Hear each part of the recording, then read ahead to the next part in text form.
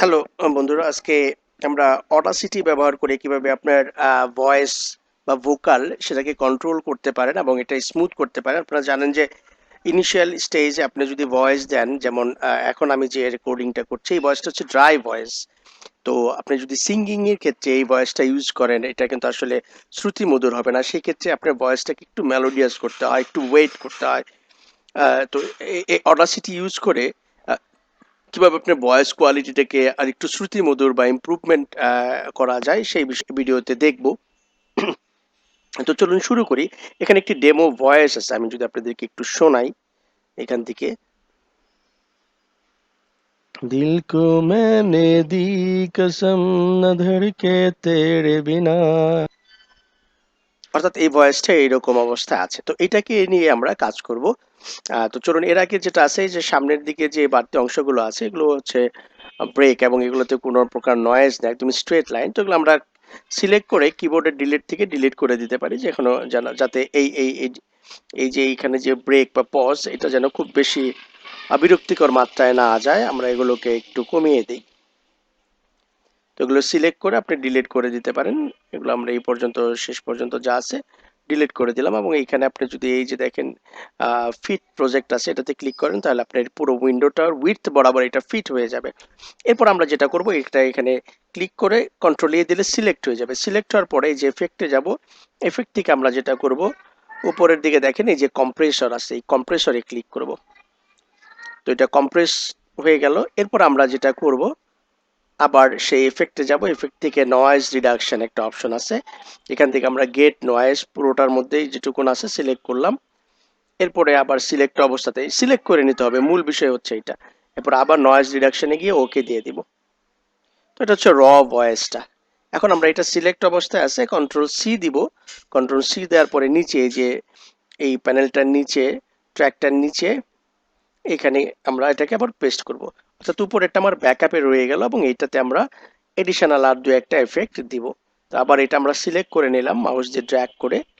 এরপর আমরা এফেক্টে যাব, এফেক্টে যাওয়ার পরে এখানে দেখেন রিভার্ব একটা অপশন আছে, এটাতে ক্লিক করব। ক্লিক করার পরে ম্যানেজ থেকে জাস্ট এখান থেকে ভোকাল 1 বা ভোকাল 2, আগে ভোকাল 2টা আপনার সিলেক্ট করার পরে একটু প্রিভিউ দিয়ে শুনে নিতে পারেন। দিল কো मैंने दी कसम न धड़के तेरे बिना, এরকম আসবে। আর অর্থাৎ এখান থেকে আমি কিন্তু কোনো এডিশনাল সেটিংসে যাচ্ছি না, যা যাচ্ছি এটা ভ্যালুগুলো এখানে সিস্টেমে যেগুলো দেয়া আছে অর্থাৎ এই সফটওয়্যারের সাথে, সেগুলো আমি ইউজ করে আপনাদের দেখাচ্ছি। তো ভোকাল 1 এ দিলে কেমন হয়? दिल को मैंने दी कसम न धड़के तेरे बिना। ড্রাইনেসটা অতটা আসলে যায় নাই। আমরা এখান থেকে ভোকাল 2 দেই, তাহলে পরে দেখবেন একটু মেলোডিয়াস অবস্থায় আসে।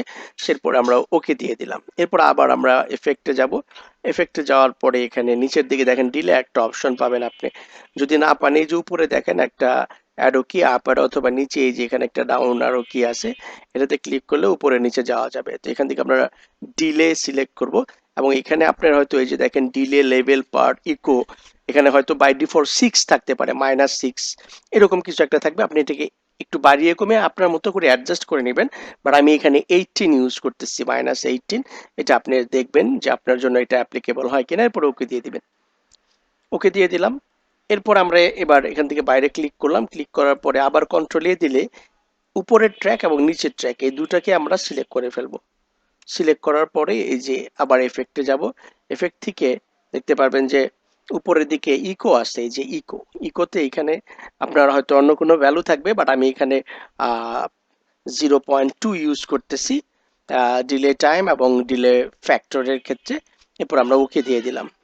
এখন যদি আমরা ভয়েসটাকে শুনি, कसम न धड़के तेरे बिना, धड़के तो सारी जिंदगी, धड़के तो सारी जिंदगी ये तड़पे तेरे बिना। অর্থাৎ যেটা বোঝা গেল যে আগের থেকে কিন্তু ভয়েস যেটা একেবারে শুরুতে ছিল আর এখন যে ভয়েস, সেটার মধ্যে কিন্তু বেশ তফাৎ আছে, বিস্তর তফাৎ। আমরা যদি আবার একেবারে শুরুর দিকে যেগুলো যদি সব কন্ট্রোল জেড দিয়ে দেই, দেখেন কন্ট্রোল জেড দিলেই যে আমরা র ভয়েসটাতে চলে আসলাম। এখান থেকে আপনারা বুঝতে পারবেন যে আবার যদি আমরা প্লে করি, मैंने दी कसम न धड़के तेरे बिना। এই হচ্ছে র ভয়েসটা, সেটাকে আমরা মাত্র কয়েকটা সেটিং এর মাধ্যমে বেশ কিন্তু পলিশড অবস্থায় নিয়ে আসলাম। তো এইভাবে করে আপনি চাইলে ইচ্ছে করে আবার কন্ট্রোল ওয়াই দিলে আপনি আগের জায়গায় ফেরত যাবেন। এই যে আমরা কন্ট্রোল ওয়াই দিলাম, আবার আগের জায়গায় চলে कसम न धड़के तेरे बिना धड़के तो सारी जिंदगी धड़के तो। অর্থাৎ এভাবে করে আপনি আপনার মতো করে অডাসিটি দিয়ে ভয়েসটাকে আর একটু মানে পলিশ করতে পারেন। তো এই হচ্ছে বিষয়।